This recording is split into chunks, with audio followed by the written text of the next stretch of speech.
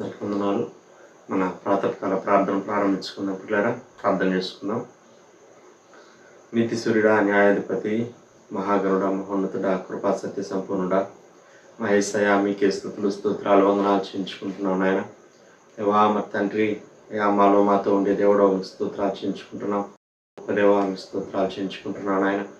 దేవా ఇంతవరకు మా జీవితాల్లో మీరు చేసినటువంటి మేలులు ఉపకారములన్నిటి కొరకు స్తోత్రాలు చేయించుకుంటున్నాం. ఇదిగో ప్రభా, మరొకసారి మీ శ్రేష్టమైన ఘనమైన ఉన్నతమైన నామాన్ని దేవా మరి తండ్రి స్తుతించడానికి, గణపరచడానికి, అలాగూ మరి తండ్రి ప్రభా అయా మీ వాగ్దానాలు మేము పొందుకోవడానికి ఇచ్చినటువంటి ఈ మంచి సమయం కొరకు మీ స్తోత్రాలు చేయించుకుంటున్నాం. మేము పాడుకునే పాటను మా కొరకు దీవించమని ప్రార్థన చేస్తున్నాం. మా స్తుతుల మీద మీరు ఆశీర్వాదం అయి ఉండమని ప్రార్థన చేస్తున్నాం. దేవా అలాగూ మరి తండ్రి ప్రభా ఆయన 91వ వికెట్ చదువుకునే సమయం అంతటిని మా కొరకు దీవించండి, ఆశీర్వదించండి. దేవా మీ వాక్కులు వాగ్దానాలు విశ్వాసంతో చదువుతూ ఉండగా దేవా గొప్పగా మా పక్షంగా, మా కుటుంబీకుల పక్షంగా, దేవా మరి తండ్రి సంఘ పక్షంగా, మా యొక్క దేశ రాష్ట్ర పక్షంగా మరి తండ్రి నాయన మీరు నెరవేర్చమని ప్రార్థన చేస్తున్నాం. మీ స్తోత్రం అన్ని విషయాల్లో మీరు సహాయం చేయండి. మరొకసారి నాయన ఈ వాక్యం ద్వారా మీరు మాతో మాట్లాడమని ప్రార్థన చేస్తున్నాం. మీ సేవకుల ద్వారా మీరు మాతో మాట్లాడమని ప్రార్థన చేస్తున్నాం. చివరి ప్రార్థన ఆశీర్వాదం వరకు మీ సన్నిధి మాకు తోడుగా ఉంచమని ప్రార్థన చేస్తున్నాం. మా ముందున్న సమయం అంతటిని మా కొరకు దీవించమని యేసయ్య నామములో స్తుతించి ప్రార్థన చేసి అడిగి వేడుకొంచున్నాం పరలోకపు తండ్రి, ఆమేన్. పాట పాడి దేవుని నామాన్ని మనం పడదాం. షారోనాత్మీ గీతాల నుంచి 145వ పాట పాడుకుందాం. 145వ పాట. ఓ యేసుని ప్రేమ ఎంతో మహనీయము, ఆకాశ తారా పర్వత సముద్ర ములకన్న గోపాది. ఓ యేసుని ప్రేమ ఆగమ్య ఆనందమే హృదయము నిండేను, ప్రభుని కార్యములు గంభీరమైనవి.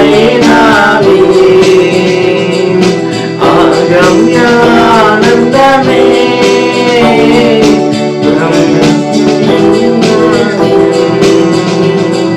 ప్రభుని కార్యములు గంభీరమైనవి. ప్రతి ఉదయ సాయంత్రములు స్తుతికి యోగ్యములు, స్తుతికి యోగ్యములు. ప్రతి ఉదయ సాయంత్రములు స్తుతికి యోగ్యములు, స్తుతికి యోగ్యములు. ఓ యేసుని ప్రేమ సంకట సమయములో సాగాలేకున్నాను, దయచూపు నా మీద అని నేను మొరపెట్టగా. సంకట సమయములో సాగాలేకున్నాను, దయచూపు నా మీద అని నేను మొరపెట్టగా. వింటినటివి నా మొరకు ముందే తోడానుందు నటివి, తోడానుందు నటివి. ఓ యేసుని ప్రేమ ఎంతో మహనీయము, ఆకాశ తారా పర్వత సముద్ర ములకన్న గోపాది. ఓ యేసుని ప్రేమ మృదువాలిని ఉన్నా భయపడ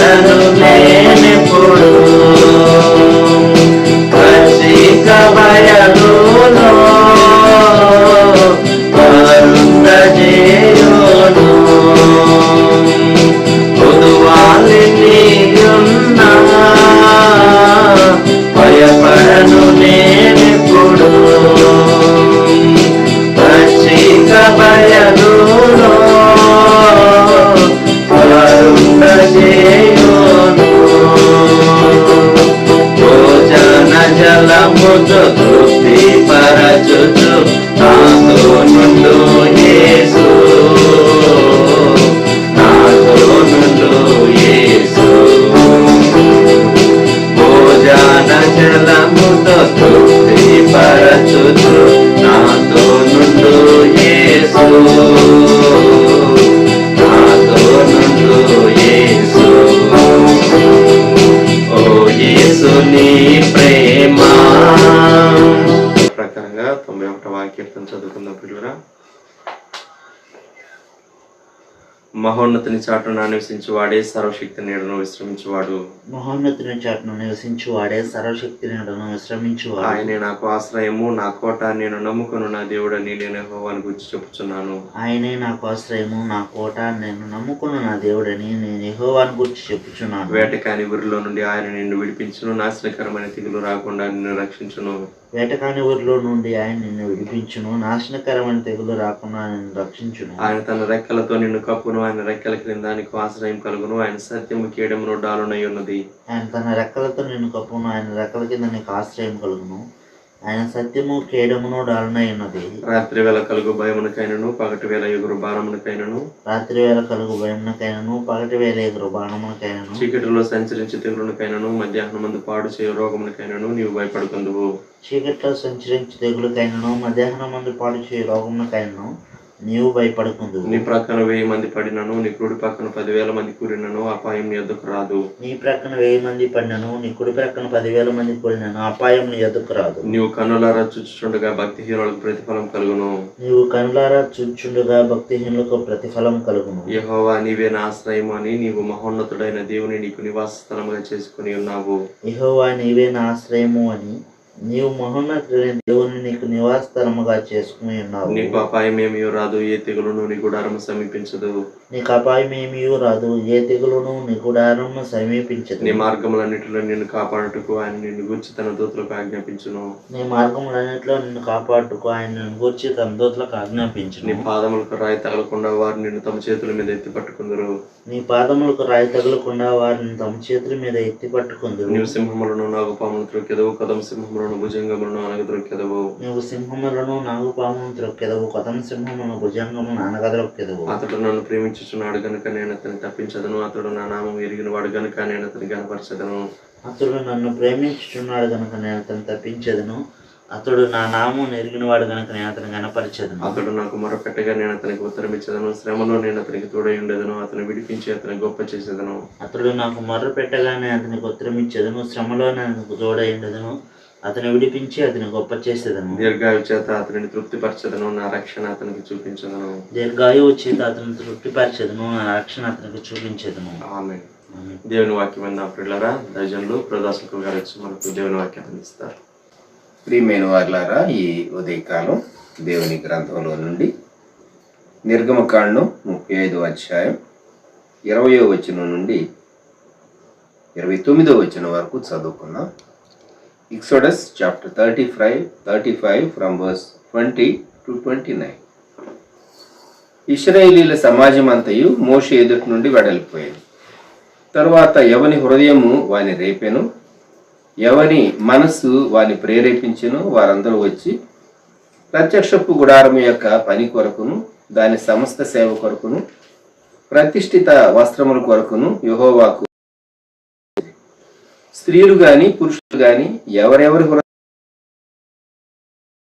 వారందరూ యెహోవాకు బంగారు అర్పించిన ప్రతివాడును ముక్కర్లను, పోగులను, ఉంగరములను, తావలను, సమస్త విధమైన బంగారు వస్తువులను మరియు నీలములు, సన్నార మేక వెంట్రుకలు, ఎరుపు రంగు వేసిన పొట్టేడు తోళ్లు, సముద్రవత్సల తోళ్లు, వీటిలో తెచ్చారు. ఇత్తడి గాని ప్రతిష్ఠించిన ప్రతివాడును యెహోవాకు ఆ అర్పణం తెచ్చాను. ఆ సేవలో ఏ పనికైనను వచ్చు తుమ్మకర్ర ఎవని యొద్ద ఉండెను వాడు దాన్ని తెచ్చాను. మరియు వివేక హృదయము గల స్త్రీలందరూ తమ చేతులతో తాము వడికిన నీల ధూమ్ర రక్తవర్ణములు గల నూలును, సననార నూలును తెచ్చారు. ఏ స్త్రీలు జ్ఞాన హృదయం గలవారై ప్రేరేపింపబడిరో వారందరూ మేక వెంట్రుకలను వడికిరి. ప్రధానులు ఏ పొదుపును పథకమునకును చెక్కు రత్నములను లేతపచ్చలను సుగంధ ద్రవ్యమును దీపమునకును అభిషేక తైలమునకును పరిమళ ధూపమునకును తైలమును తెచ్చిరి. మోషే చేయవలని యెహోవా ఆజ్ఞాపించిన పనులన్నిటి కొరకు ఇశ్రాయేలీయులలో పురుషులేమి స్త్రీలేమి తెచ్చుటకు ఎవరి హృదయములు వారిని ప్రేరేపించునో వారందరూ మనఃపూర్వకముగా యెహోవాకు అర్పణములను తెచ్చిరి. ప్రార్థన. ప్రేమగల ప్రభువా, మీకు వందనములు, స్తుతులు, స్తోత్రాలు. ఈ ప్రాతకాల సమయం మీ వాక్యమును ధ్యానిస్తూ ఉండగా మమ్మలను బలపరచుము. వీ చేసే మీ బిడ్డలను కుటుంబాలను దీవించమని యేసుక్రీస్తు ప్రభువా నామములో ప్రార్థిస్తూ ఉన్నాం తండ్రి, ఆమేన్. ఇశ్రాయేలీలు సినాయి కొండ దగ్గర చాలా నేర్చుకోవాల్సి వచ్చింది. చాలా నేర్పించాడు దేవుడు, మరలా చెప్పాడు. అందుకొరకే సినాయి కొండ దగ్గర పాఠాలు వీరు దేవుని చేత విమోచించబడినటువంటి జనాంగం. దేవునికి ఇవ్వటం అనేది వీరు నేర్చుకోవాలి. అప్పుడు వారు దీవింపబడతారు. దేవుడు వారి మధ్య నివసించాలి అంటే వారికి అవసరమైనవన్నీ దేవుడు ఒక అద్భుతం చేసి, ఆహారాన్ని కురిపించే దేవుడు అవసరమైందంతా ఒక అద్భుతం చేసి ఆయనే ఇచ్చేసేసి, మోషే నీవు పలానా చోటుకు వెళ్ళు, మందిర నిర్మాణం కొరకు ఏమేమి కావాలో అక్కడ నేను వాటిని ఉంచాను, జస్ట్ నువ్వు తీసుకో, నిర్మాణం చేసేయి, ప్రజల్ని ఎవరిని అడగొద్దు అని దేవుడు చెప్పలేదు. వీరే ఇవ్వాలి, ఆ ప్రత్యక్ష గుడారం నిర్మాణం కావాలి, అది దేవుని సంకల్పం. దేవుడు వారి మధ్య 12 గోత్రముల మధ్య దేవుడు నివసించాలి. ఇది దేవుని చిత్తం, గ్రహించండి. అద్భుతమైన రీతిగా వారి ఆరోగ్య విషయాల్లో బాధ్యత వహించిన దేవుడు, వారి ఆహార విషయాల్లో బాధ్యత వహించిన దేవుడు, వారి దగ్గర ఉన్న బంగారం వెండి మంచి మంచి వస్తువులు రత్నాలు అవి ఇవి ఎందుకు అడుగుతున్నాడు దేవుడు? ఎందుకు అడగాలి? వాళ్ళ ప్రేమ దేవుని మీద ఉందా? వాళ్ళ ప్రేమ వెండి బంగారు మీద ఉందా? లేకుంటే శ్రేష్టమైనటువంటి ఎన్నో ఉన్నాయి, రత్నాలు అవన్నీ ఉన్నాయి, స్పైసెస్ ఇవన్నీ, వీటి మీద ఉన్నదా? వారు దేవుని ప్రేమించడం నేర్పించాలి అనుకున్నాడు. మనిషి లోకాన్ని ప్రేమిస్తాడు, తనను తాను ప్రేమించుకుంటాడు, తన కుటుంబీకులను ప్రేమిస్తాడు. కానీ దేవుని ప్రేమిస్తూ ఉన్నాడు అనే దానికి రుజువు కావాలి, మనకి రుజువు కావాలి. ఇచ్చేటటువంటి దానిలో కొంత మటుకు అతడు ప్రేమిస్తూ ఉన్నాడు లేదు అనేది అర్థమవుతుంది. అయితే ఇచ్చేవాళ్ళందరూ ప్రేమించి ఇస్తున్నారని చెప్పలేం, కానీ ప్రేమించినప్పుడు ఇవ్వకుండా ఉండలేరు. ఇది విషయం. నిర్గమకాండం 35:21 వీరు తెచ్చినటువంటి అర్పణలను గుర్చి ఇంకా మనం ముందుకు వెళ్దాం. 35వ అధ్యాయంలో 5వ వచనంలో 4వ వచనంలో మోషే చెప్తున్నాడు, మరియు మోషే ఇశ్రాయేలీయులైన సర్వ సమాజముతో ఇట్లను యెహోవా ఆజ్ఞాపించినదేమనగా, 5వ వచనం, మీరు మీలో నుండి యెహోవాకు అర్పణము పోగు చేయుడి. అర్పణం, ఆఫరింగ్. అయితే ఎట్లనగా బుద్ధి పుట్టిన ప్రతివాడు దేవుడు వారికి ఇచ్చినటువంటి ఇష్టము చొప్పున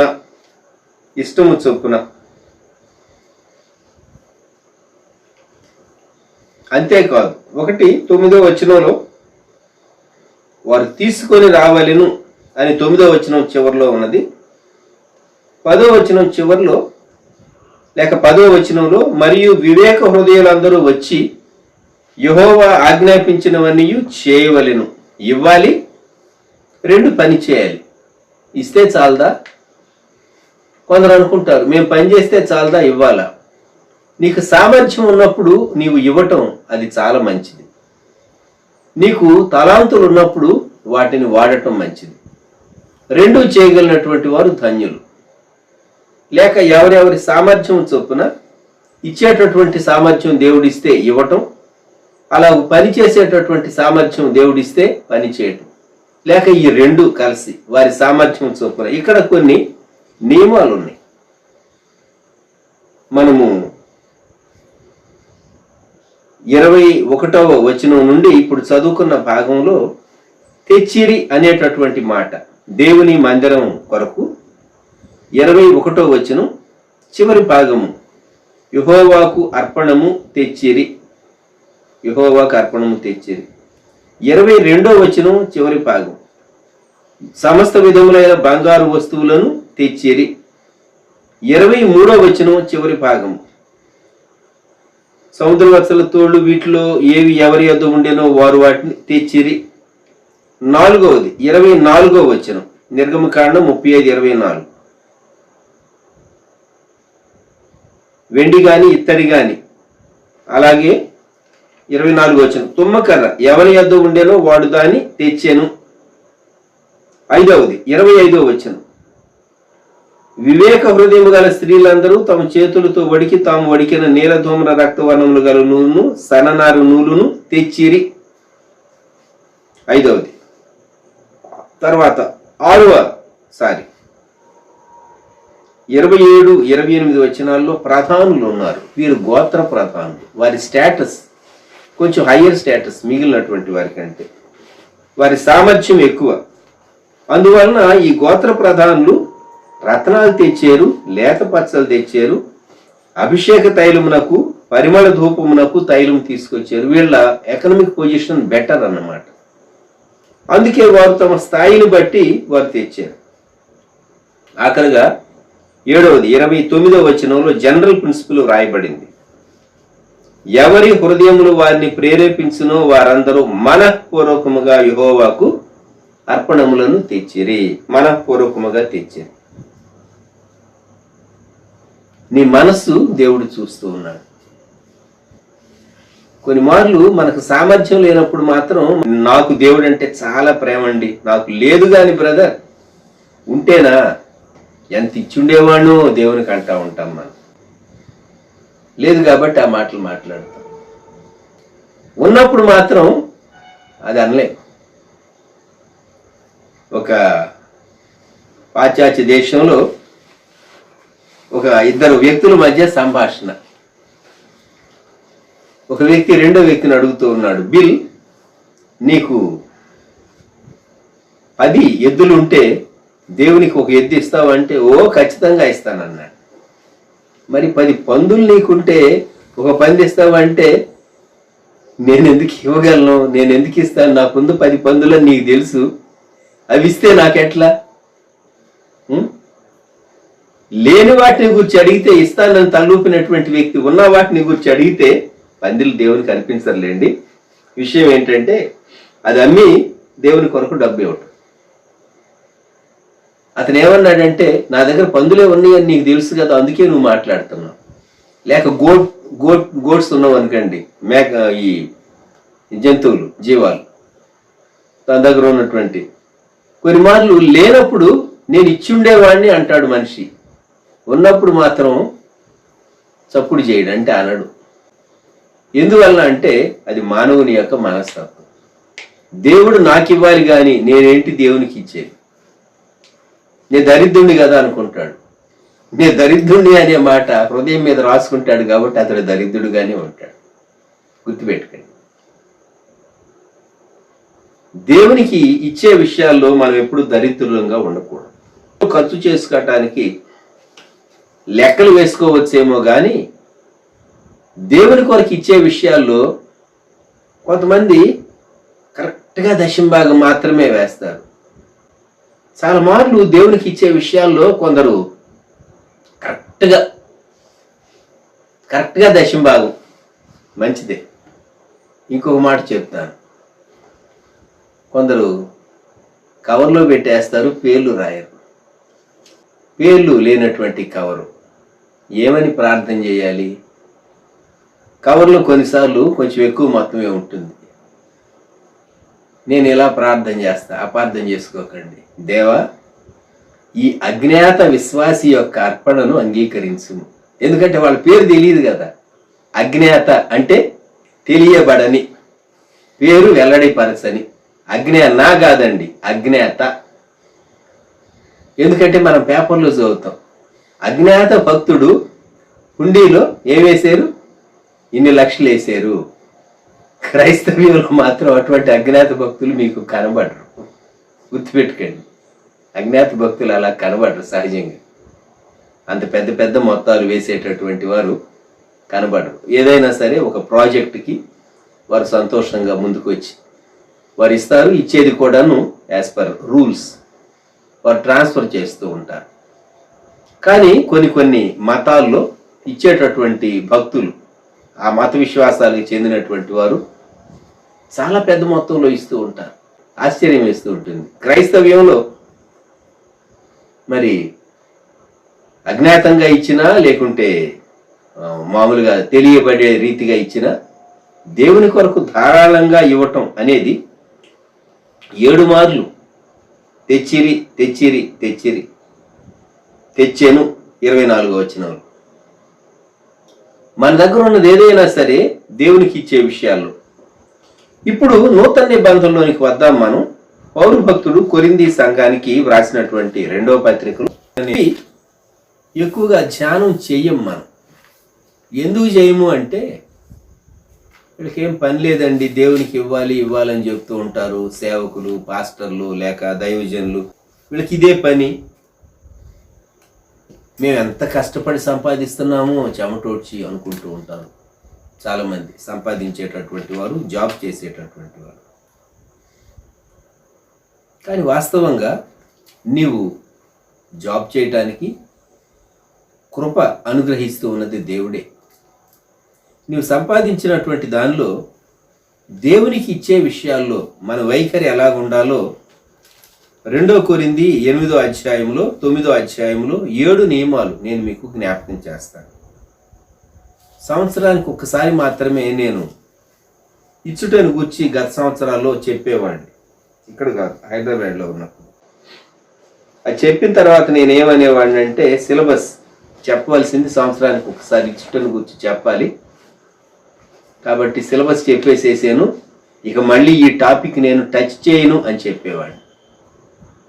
దేవుని కొరకు ఇవ్వాలి అనేటటువంటి అంశం, కానుకలు ఇవ్వాలి అనేటటువంటి అంశం అక్టోబర్ చివరి దినాల్లో, చివరి వారాల్లో నేను చెప్పేవాడిని.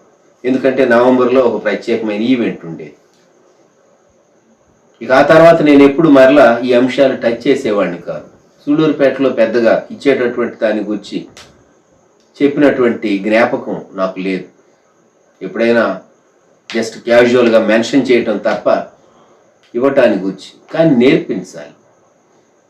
వాక్య బోధకులైనటువంటి వారు, దేవుని సేవకులైనటువంటి వారు సంఘానికి ఇవ్వటం నేర్పించాలి. ఎందుకు అంటే ఇవ్వటం నేర్పించకపోతే వాళ్ళు ఇవ్వరు. ఇవ్వనందువల్ల ఏమవుతుంది అంటే ఆ తరువాత కాలంలో వాళ్ళకి ఇచ్చే సామర్థ్యం తగ్గిపోతుంది. ఇది ఒక సర్కిల్ లాంటిది, విషయస్ సర్కిల్. మరి ఇచ్చే సామర్థ్యం తగ్గిపోతే వారు ఆర్థికంగా ఇంకా వీక్ అవుతారు. దేవునికి ఇవ్వటం నేర్పించాలి. వెస్ట్లో, యూరోప్లో, అమెరికా వంటి దేశాల్లో, ఇంగ్లాండ్ వంటి దేశాల్లో వారు దేవునికి ఇవ్వటం నేర్చుకున్నారు. కాబట్టే విరివిగా జరిగించబడటానికి అవకాశం కలిగింది. భక్తి మనంత భక్తి వారికి లేకపోవచ్చు, కానీ కొందరికి ఇచ్చే విషయాల్లో వారు నేర్చుకున్నారు. ఇప్పుడు మనం నేర్చుకుంటూ ఉన్నాం. ఇండియన్స్ ఇప్పుడు మనం నేర్చుకుంటూ ఉన్నాం. గత కొన్ని సంవత్సరాలుగా మనం నేర్చుకుంటూ ఉన్నాం. అంతకు మునుపంతా మనం ఏ లాభం పొందుతాం. ఇప్పటికీ చాలామంది క్రైస్తవేతరులు అనుకుంటూ ఉంటారు, వీళ్ళు యేసు ప్రభువుని నమ్మేమని చెప్తూ ఉన్నారు, వీళ్ళకి ఎక్కడి నుంచో డబ్బు వస్తుంది, వాళ్ళు ఇస్తున్నారు కాబట్టి వీళ్ళు యేసు ప్రభువుని నమ్మేరు, మన దేశం, మన దేవుళ్ళు, మన మతాలను వదిలిపెట్టి అని అనుకుంటూ ఉంటారు. చాలా తప్పు అభిప్రాయం అది. యేసు ప్రభువుని ప్రేమించినటువంటి వ్యక్తి తనను తాను దేవుని కొరకు ఇచ్చి వేసుకుంటాడు. ఇది శ్రేష్టమైనటువంటి జీవిత విధానం. యేసు ప్రభువుని ఎరుగినటువంటి వ్యక్తి తన కొరకు మాత్రమే బ్రతుకుతాడు, తన కుటుంబం కొరకు మాత్రమే బ్రతుకుతాడు. కొందరు సామాజిక సేవ చేసేవారు ఉంటారు. వారు ఆ పరిధి దాటి సమాజం కొరకు ఎంతో చేస్తూ ఉంటారు. మనం పేపర్లో చదువుతూ ఉంటాం వారిని గురించి. స్వచ్ఛందంగా, గుర్తింపు లేకపోయినా సరే ఇష్టపూర్వకంగా పేదలకు భోజనం పెట్టేటటువంటి వారిని గురించి.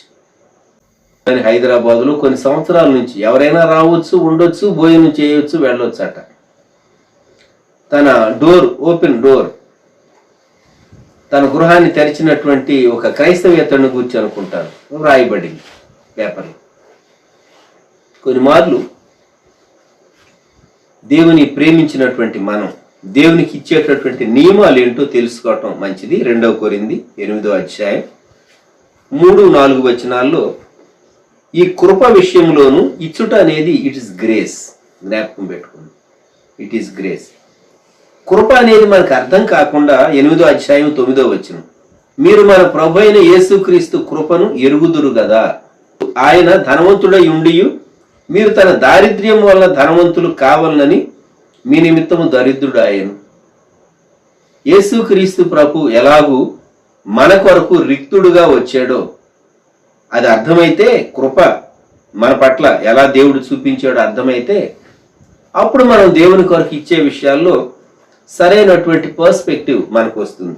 8వ అధ్యాయం 2 కొరింథీ 3-4 వచనాల్లో ఈ కృప విషయంలోను పరిశుద్ధుల కొరకైన పరిచర్యలో పాలు పొందు విషయంలోను మనఃపూర్వకముగా మమ్మును వేడుకొనుచు. మనఃపూర్వకముగా నీ పూర్ణ మనస్సుతో దేవునికి ఇవ్వాలి. ఇంకొక మాట అక్కడే వ్రాయబడింది, వారు తమ సామర్థ్యము కొలదియే కాక. మొదటి లెవెల్ ఏంటంటే సామర్థ్యము చొప్పున, వారికి ఉన్న కెపాసిటీని బట్టి వారు ఇచ్చేది సామర్థ్యము చొప్పున ఇచ్చేది. మనపూర్వకముగా ఇవ్వటం, సామర్థ్యము చొప్పున ఇవ్వటం మొదటి నియమం. రెండో నియమం ఏంటంటే సామర్థ్యము కంటే ఎక్కువ ఇవ్వటం. వారు తమ సామర్థ్యము కొలదియే కాక సామర్థ్యము కంటే ఎక్కువగాను తమంతట తామే ఇచ్చిరని మీకు సాక్ష్యం ఇస్తున్నాను. సామర్థ్యం కంటే ఎక్కువ ఒక వ్యక్తి ఎలాగ ఇవ్వగలడు? ఒక ప్రశ్న.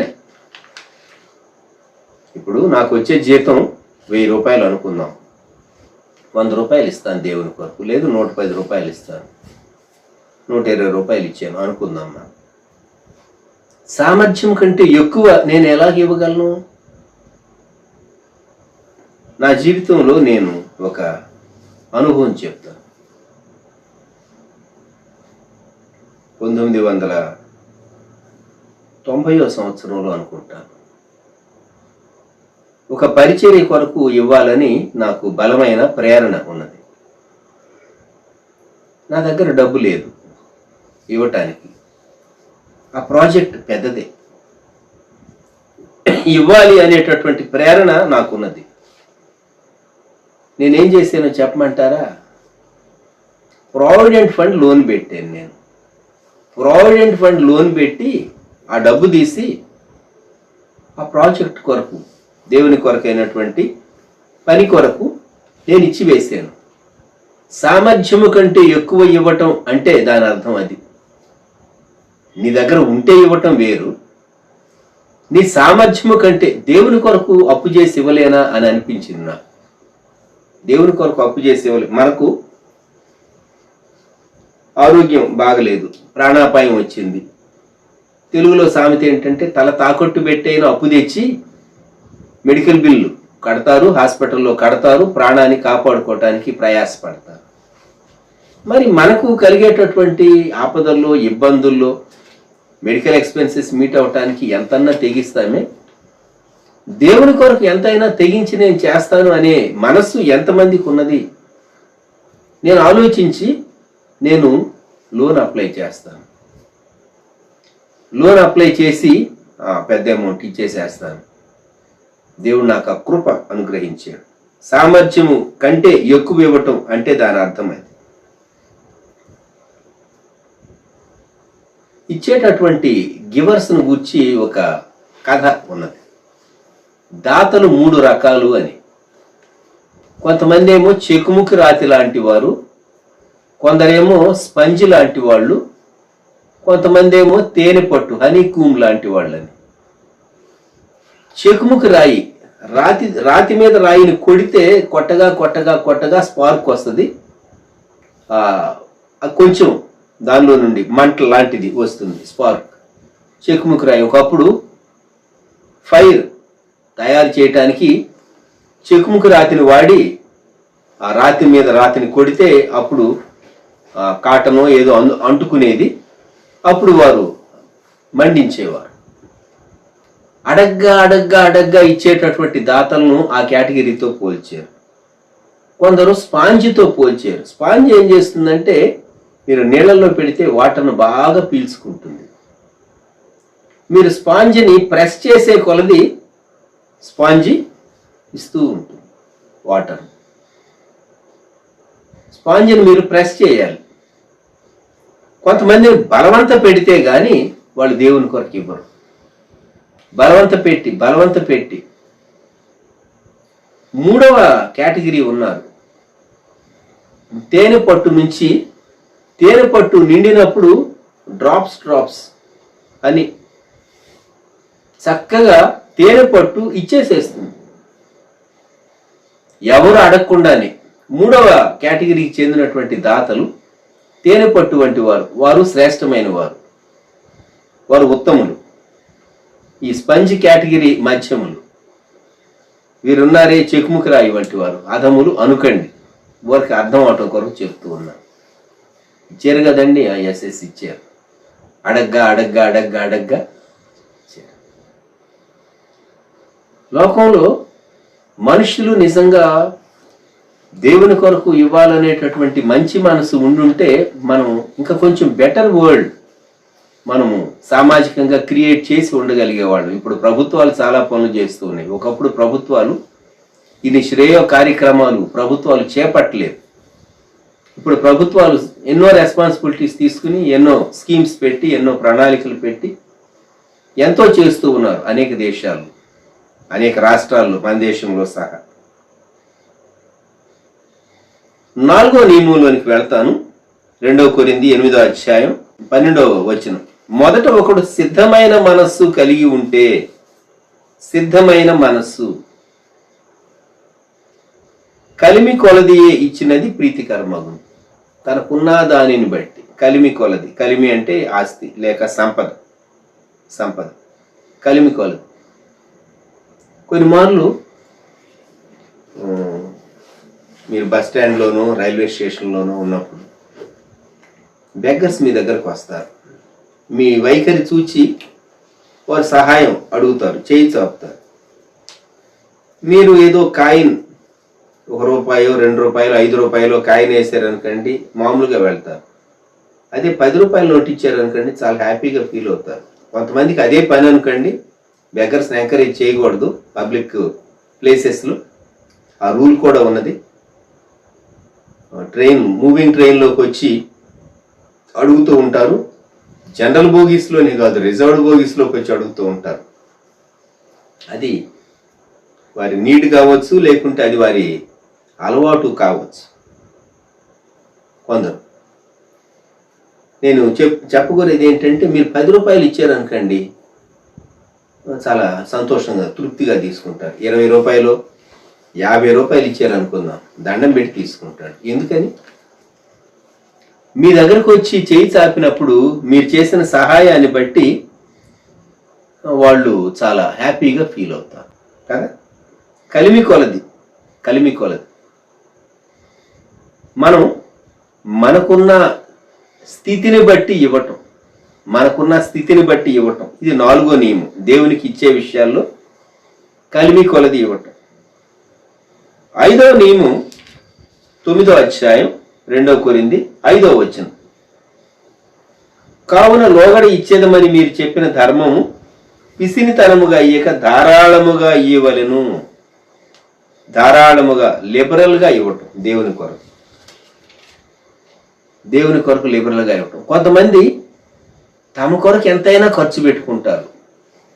దేవుని కొరకు ఇవ్వాలి అంటే కొంతమంది లెక్కలేస్తారు, కొంతమంది నేను ఇవ్వకపోతే ఏమండి, దేవుడు చాలా సంపన్నుడు కదా, ఆయన అనుకున్నది ఆయన ఎలాగన్నా చేసుకుంటాడు, నేను ఇవ్వకపోతే ఏమిటి అని అనుకుంటారు. దేవుడు వారికి ఇవ్వాలన్న దీవెన వారు పోగొట్టుకుంటారు. జ్ఞాపకం పెట్టుకోండి. తర్వాత 6వ నియమం 9వ అధ్యాయం 6వ వచనం. కొంచెముగా విత్తువాడు కొంచెముగా పంట కోయును, సమృద్ధిగా విత్తువాడు సమృద్ధిగా పంట కోయును. The principle of sowing and reaping. ఇది మనం ఈ నియమాన్ని నేర్చుకోవాలి. Principle of sowing and reaping. నీవు దేవుని కొరకు ఎంత విత్తేవు, నువ్వు ఎంత పంట ఎక్స్పెక్ట్ చేస్తున్నావు?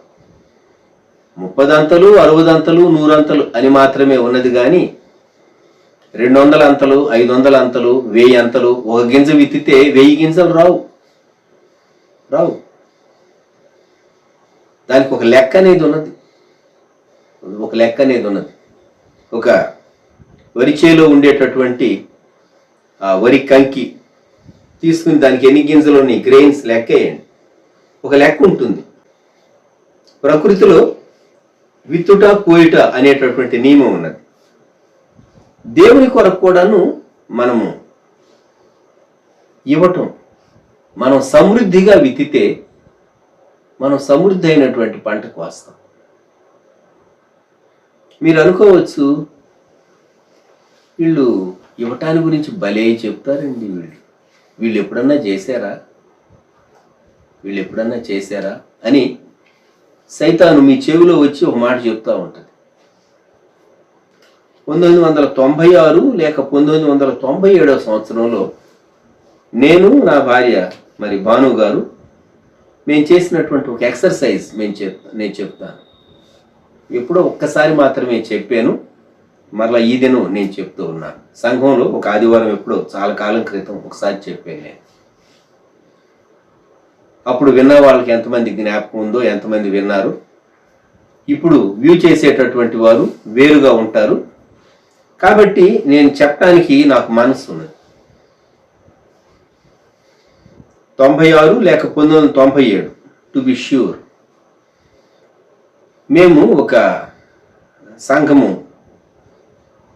వారి యొక్క ఒక ప్రాజెక్టు కొరకు, ఒక ప్రత్యేకమైనటువంటి పని కొరకు ఒక అర్పణ ఇవ్వాలి.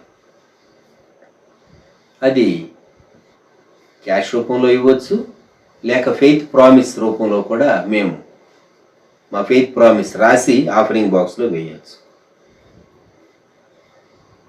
సరే,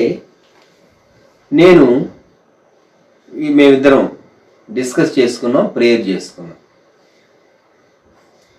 చేసుకున్న తర్వాత తాను అడిగారు, ఏమండి నా పేరు మీద అలా అని చోట ఒక స్థలం ఉన్నది కదా, దాని విలువ ఎంత అని. దాని విలువ ఎంతో నేను చెప్పాను. చెప్పిన తర్వాత కొంతసేపటి తర్వాత నేను ఈ ప్రాజెక్ట్ కొరకు నేను ఇవ్వబోతున్న అమౌంట్ ఇంత అని చెప్పేసేసి నేను అనౌన్స్ చేశాను తనతో. తాను అన్నది, ఇదిగో నా ఫెయిత్ ప్రామిస్ ఇంత అని చెప్పింది. తీసుకుని చూచాను, నాకున్న తనకు 10 రెట్లు తేడా ఉంది. నేను అన్నాను, మీరు ఇంత అమౌంట్ మీరు ఎలాగూ ఇవ్వగలరు అంటే అది అమ్మేసేయండి, నా పేరు మీద ఉన్నది కదా, అది అమ్మేసేయండి, ఇచ్చేసేయండి అన్నది. నాకు అప్పుడు సామెతల గ్రంథం 3వ అధ్యాయం 9వ వచనం జ్ఞాపకం వచ్చింది. సామెతల గ్రంథం 3వ అధ్యాయం 9వ వచనం. నీ రాబడి అంతట్లో ప్రథమ ఫలమును నీ ఆస్తిలో భాగమును ఇచ్చి యెహోవాను కనపరచు. ఆస్తిలో భాగం. ఈ కాన్సెప్ట్ ఏంటంటే, మనకున్న ఆస్తి కర్తలు ఎవరు అంటే దేవుడు ఇచ్చాడు, మనము దేవుడు దాని కర్తలు. దేవుని కొరకు ఇవ్వాల్సి వచ్చినప్పుడు sell it and give it for God. ఇది వ్యక్తి నేర్చుకోగలిగితే ఈ మెట్టు అందరూ ఎక్కలేరు. ఈ మెట్టు ఎక్కగలిగితే నీవే కాదు, నీ బిడ్డలు కూడా సమృద్ధి దీవెని చూస్తారు. జ్ఞాపకం పెట్టుకోండి. ఎందుకు మా ఫ్యామిలీ లైఫ్లో జరిగినటువంటి ఇన్సిడెంట్ మేము చెప్పామంటే, మీరు ఎంకరేజ్ అవటం కొరకు. రెండోది, కొంతమందికి ఉండేటటువంటి దురభిప్రాయం.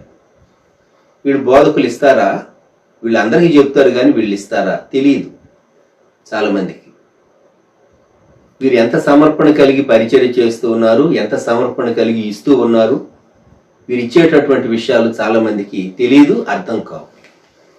కాబట్టి అపార్థం చేసుకోవటం చాలా సులువు, గుర్తుపెట్టుకోండి.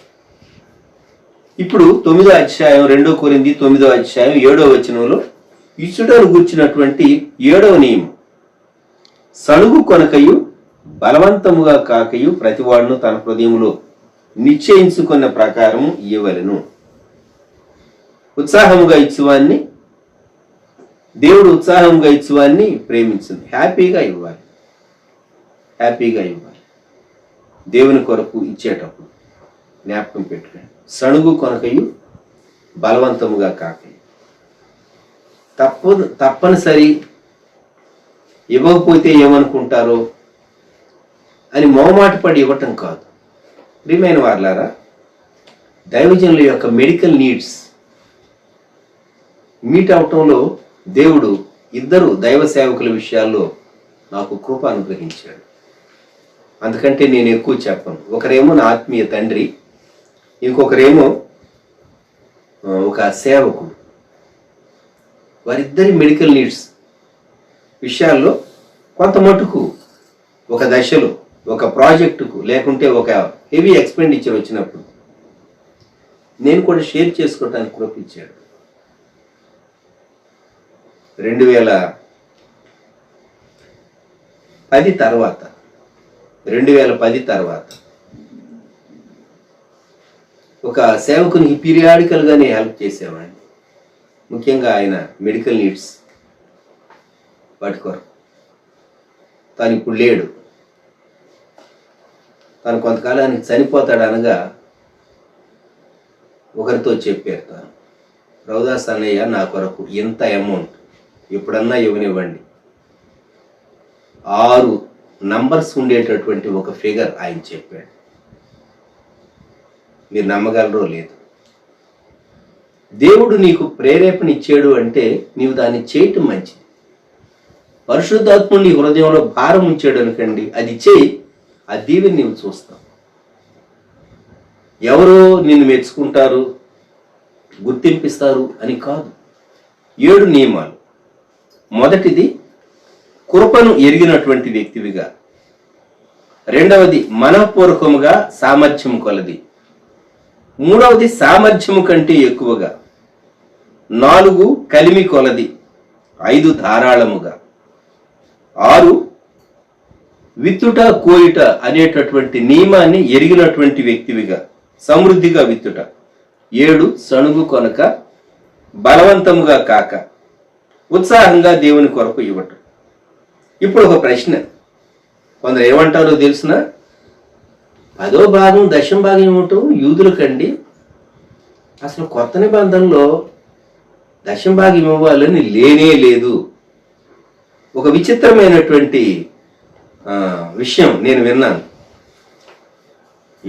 అలాగా బైబిల్లో ఎక్కడ లేదా, కొత్త నిబంధనలో ఎక్కడ లేదా? అసలు స్పిరిట్ ఆఫ్ న్యూ టెస్టిమెంట్ ఇది చెప్పినటువంటి వ్యక్తికి అర్థమైందా? ఇది వాస్తవంగా ఒక అతను అన్నా దాన్ని బట్టి నేను ఆలోచించవలసి వచ్చింది. మీలో ఎంతమందిలో అటువంటి భావం ఉంటుందో నాకు తెలియదు.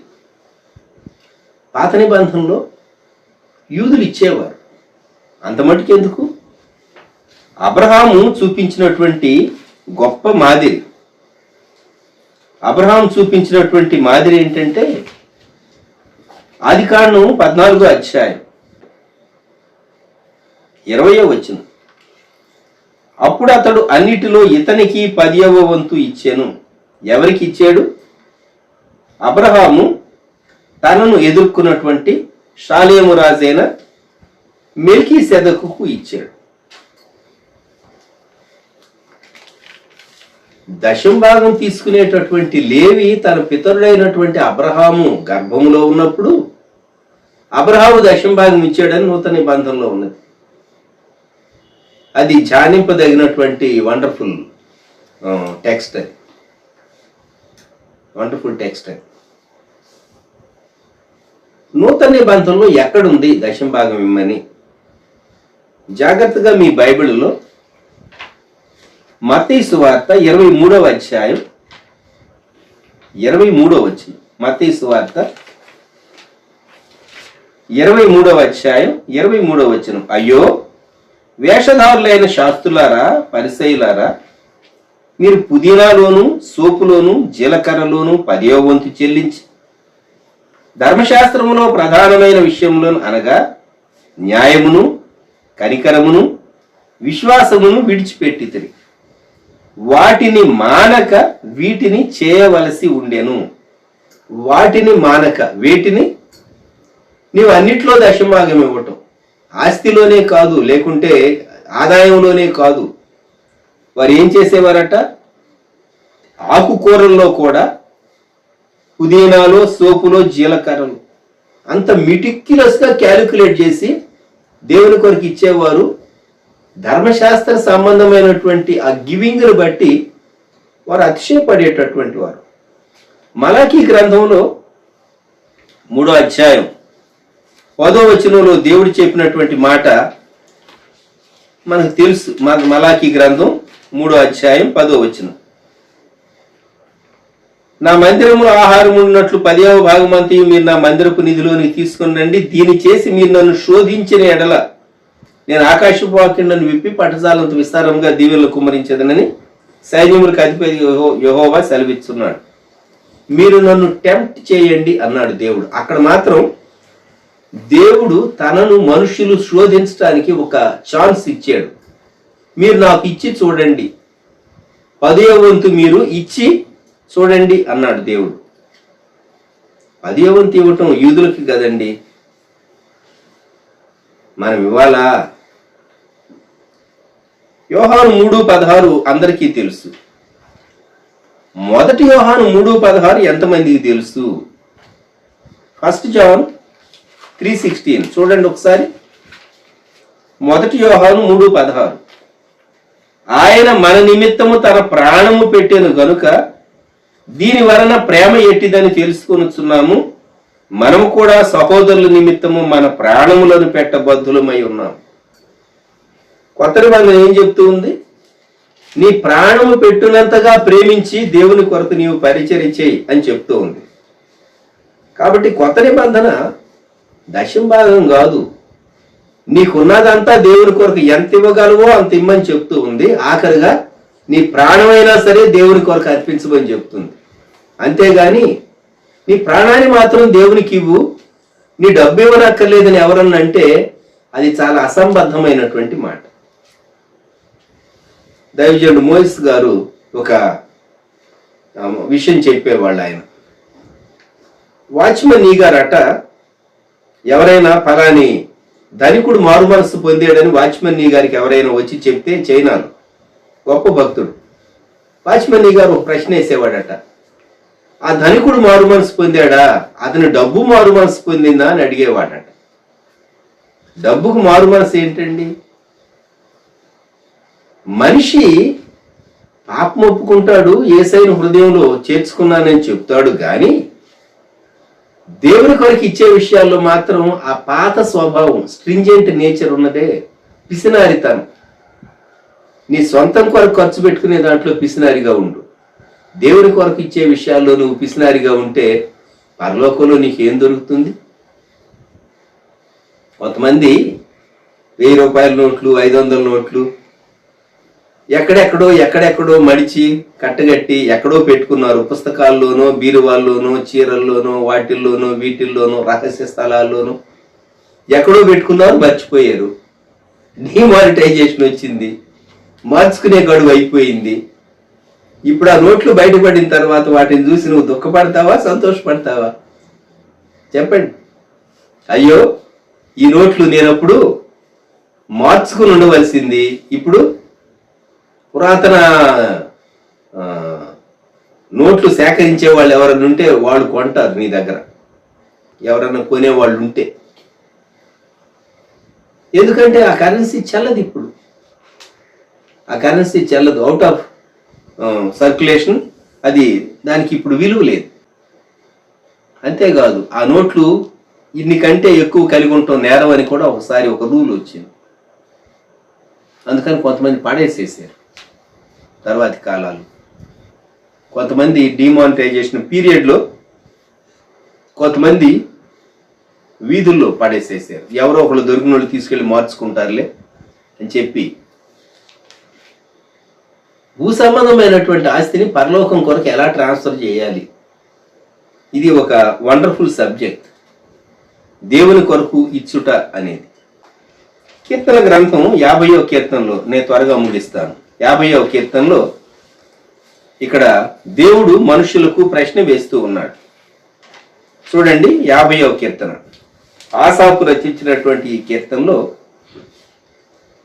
8వ వచనం నుండి ఈ మాటలు చదువుతాను. మొదటి వచనంలో దేవాదేవుడైన యెహోవా ఆజ్ఞయించుచున్నాడు అని ఉన్నది.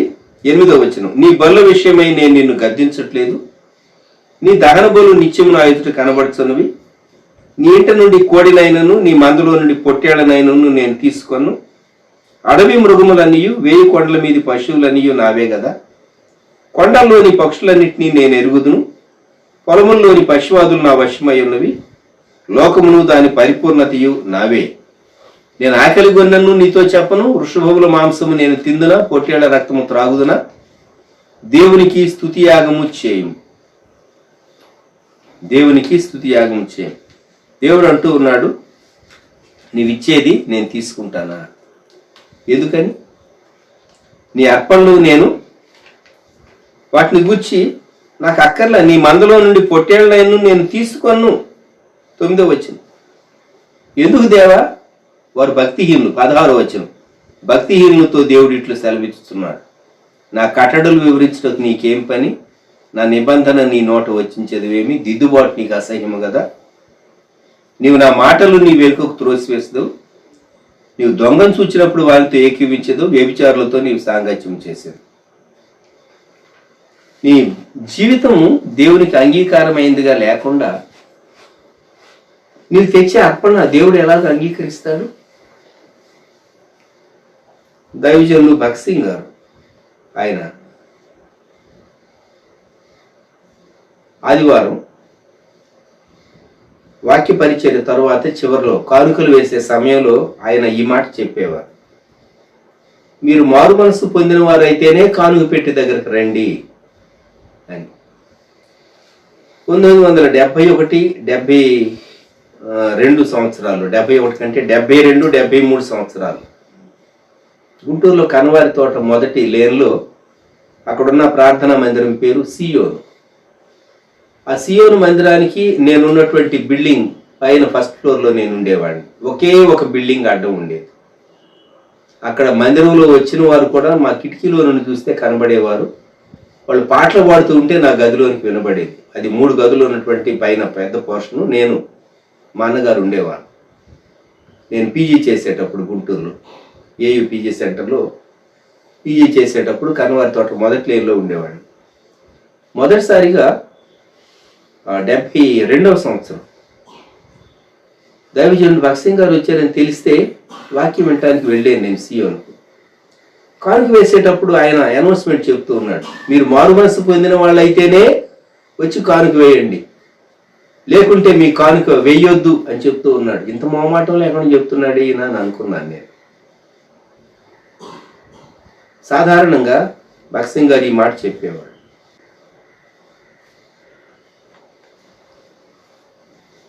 దేవుని ప్రజలు దేవుని కృపను ఎరిగినటువంటి వారుగా దేవుని కొరకు ఇవ్వాలి.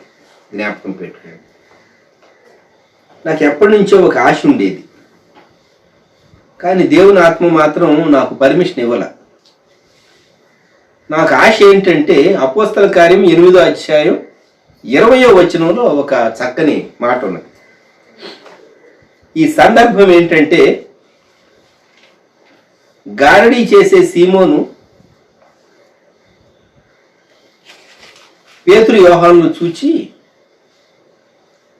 వారు చేతుల నుంచి ప్రార్థన చేసినప్పుడు పరిశుద్ధాత్మ వచ్చిందని గమనించి 19వ వచనం వాళ్ళ ముందు డబ్బు పెట్టి నేను ఎవరి మీద చేతులు ఉంచుదునో వాడు పరిశుద్ధాత్మను పొందినట్లు ఈ అధికారము నాకు ఈడని అడిగాను. అపోస్తల కార్యం 8:20. అందుకు పేతురు, నీవు ద్రవ్యమిచ్చి దేవుని వరము సంపాదించుకొందునని తలంచుకొనినందున నీ వెండి నీతో కూడా నశించునుగాక.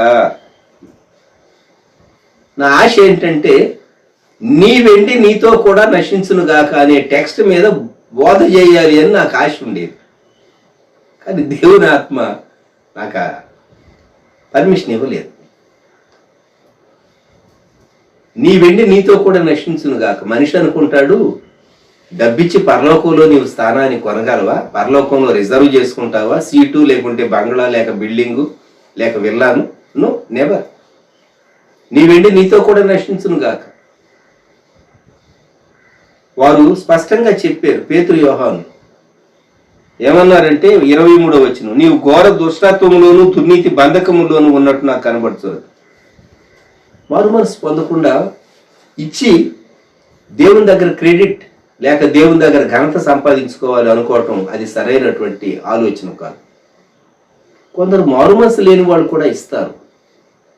వారు భక్తి కలిగి దేవునికి భయపడుతూ ఇస్తారు. అటువంటి కానుకలు దేవుడు అంగీకరిస్తాడు.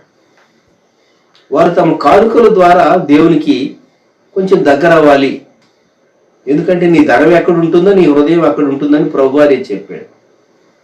నీవు దేవుని కొరకు ఇచ్చే వ్యక్తి అయితే అంతో ఇంతో దేవుని పట్ల ప్రేమ నీలో రావాలి వాస్తవంగా.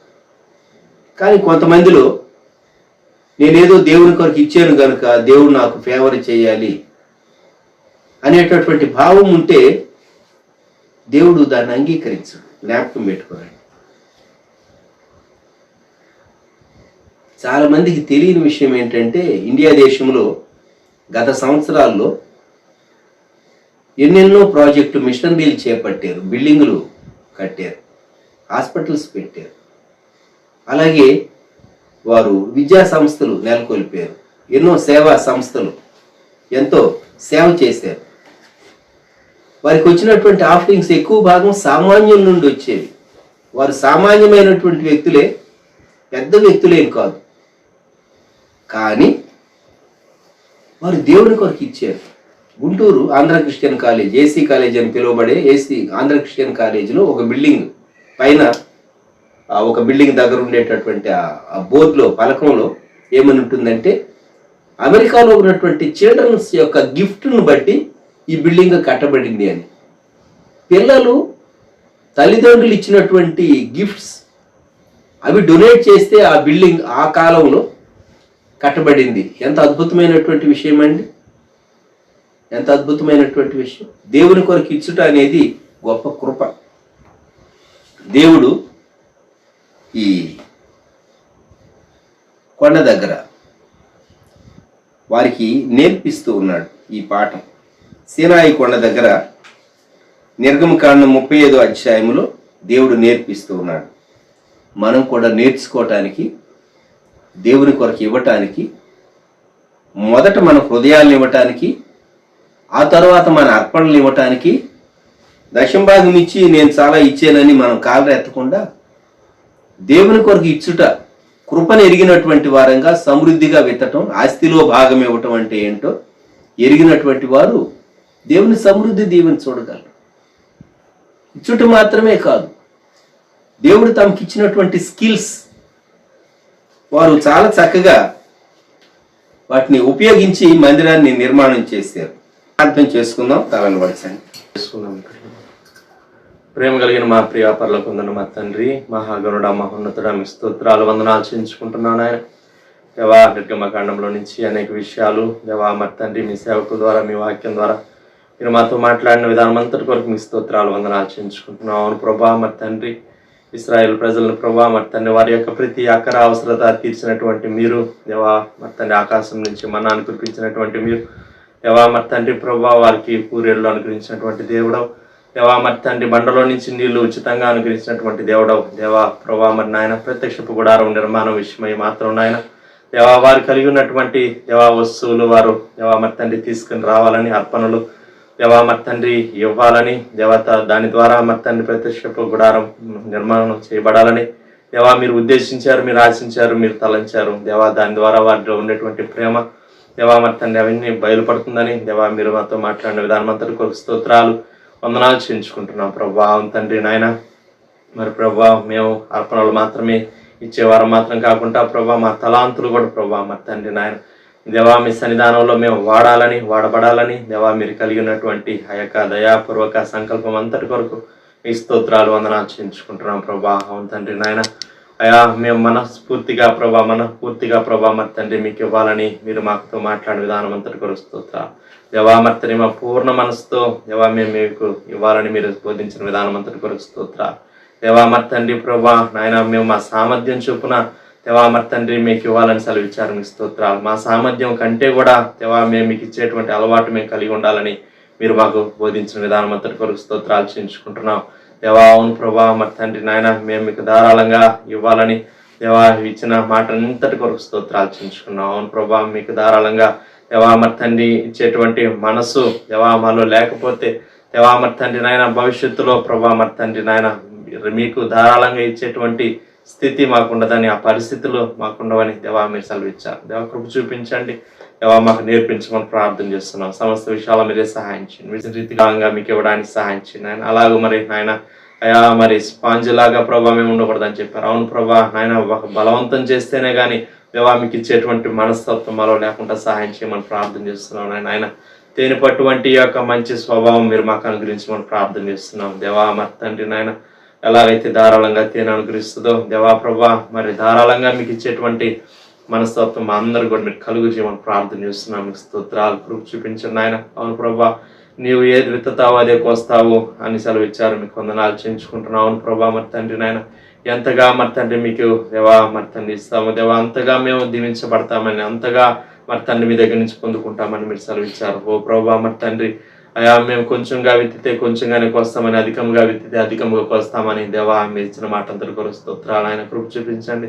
అట్టి మనసు మాకు అందరికి మీరే కలుగు చేయమని ప్రార్థన చేస్తున్నాం. మీకు వందనాలు. అవును ప్రభా సామెతల గ్రంథంలో మీరు సెలవిచ్చిన రీతిగా ప్రభా దేవా దశం భాగం అనుగ్రహించి దేవా ఆస్తిలో భాగం ఇమ్మని దేవా మీరు సెలవిచ్చిన రీతిగా ప్రభా ఆ వాక్కు కూడా మా పక్షంగా మా కుటుంబీకుల పక్షంగా మీరు నెరవేర్చండి. తద్వారా గొప్ప దీవెన దేవా మరి తండ్రి నాయన మా మీద మా బిడ్డల మీద మా కలిగిన వారి సమస్తం మీద మేము పొందుకోవడానికి కలిగి ఉండడానికి సహాయం చేయమని ప్రార్థన చేస్తున్నాం. మీ స్తోత్రాలు. అవును ప్రభా మరి తండ్రి మత్తయి సువార్త ప్రభా మరి తండ్రి 23వ అధ్యాయం 23వ వచనంలో మరి నాయన మీరు సెలవిచ్చిన రీతిగా ప్రభా మీరు పుదీనాలను సోంపులను దేవా మరి తండ్రి దశం భాగం ఇస్తున్నట్టుగా మరి తండ్రి నాయన ఆజ్ఞల విషయంలో కూడా మరి తండ్రి నాయన అయా నమ్మకంగా ఉండండి దేవా మీరు ఆ దినాల్లో ఇచ్చిన బోధ కొరకు స్తోత్రాలు దేవా. అవును ప్రభా మరి చిన్న విషయాల్లో మాత్రమే కాదు దేవా అన్ని విషయాల్లో ప్రభా చక్కగా మరి తండ్రి దశం భాగం ఎంత పర్టికులర్గా మేము ఇవ్వాలో దేవా మీరు మాతో మాట్లాడుతూ వచ్చినటువంటి విధానం అంతటి కొరకు స్తోత్రాలు వందనాలు చేయించుకుంటున్నాం. దేవా కృప చూపించండి. మీరు కీర్తన గ్రంథంలో సెలవిచ్చిన రీతిగా 50వ అధ్యాయంలో దేవా అవును ప్రభా 1000 కొండల మీద ఉన్నటువంటి పశువులు పశుపాదులు సమస్తం నావే కదా అని దేవా మీరు సెలవిస్తున్నారు. దేవా కృప చూపించండి ఆయన. దేవా మరి తండ్రి నాయన మీకు ధారాళంగా ఇచ్చే మనస్సు మాకు కలుగు చేయమని ప్రార్థన చేస్తున్నాను ఆయన. యోహాను రాసిన మొదటి పత్రికలో ప్రభా మీరు సెలవిచ్చిన రీతిగా ఓ ప్రభా మరి తండ్రి నాయన ప్రాణాన్ని సైతం దేవా మరి తండ్రి మా పూర్వీకులు పితరులు ఇచ్చినటువంటి రీతిగా దేవా మనం యువబద్దులో ఉన్నామని సెలవిచ్చారు. ఓ నాయన మరి తండ్రి ప్రభా అయా మీ కొరకు మేము ఎంతో ఖర్చు చేయాల్సినటువంటి వారంగా ఉన్నాం దేవా. అనేక విషయాలు దేవా మీ సేవకుల ద్వారా దేవా మీ సేవకుని యొక్క అనుభవాల ద్వారా దేవా మీరు మాతో మాట్లాడినటువంటి విధానం అంతటి కొరకు మీ స్తోత్రాలు వందనాలు దేవా. మరి తండ్రి విన్న వాకు మా హృదయాల్లో నీరు కట్టి ఫలింపజేయమని ప్రార్థన చేస్తున్నాం. సీనాయి పర్వతం దగ్గర దేవా మీ బిడ్డలకు మీరు నేర్పించినటువంటి అనుభవాన్ని కూడా మా పక్షంగా మీరే నెరవేర్చమని ప్రార్థన చేస్తున్నాం. గొప్ప మనసు మాకు కలుగు చేసి దేవా మరి తండ్రి గొప్ప దీవెనలు మేము పొందుకోవడానికి సహాయం చేయమని ప్రార్థన చేస్తున్నాం. మీకు అన్ని విషయాల్లో మీరు మాకు సహాయం చేయండి. విత్తబడిన వాక్కు మా అందరి హృదయాల్లో నీరు కట్టి ఫలింపజేయమని ప్రార్థన చేస్తున్నాం. ప్రతి గృహాన్ని ప్రతి గృహంలో ఉన్న ప్రతి వ్యక్తిని జ్ఞాపకం చేసుకొని దేవా మీరే బలపరిచి దీవించమని సమస్త ఘనత మహిమ ప్రభావాలు మీకు ఆరోపించుకుంటూ యేసయ్య నామములో స్తుతించి ప్రార్థన చేసి అడిగి వేడుకుంటున్నాం పరలోకపు తండ్రి ఆమేన్. మన తండ్రి అయిన దేవుని యొక్క ప్రేమ కుమారుడైన యేసుక్రీస్తు యొక్క కృప పరిశుద్ధాత్మ యొక్క అన్యోన్య సహవాసం ఆశీర్వాదం సదాకాలం మనందరికీ తోడైండును గాక ఆమేన్.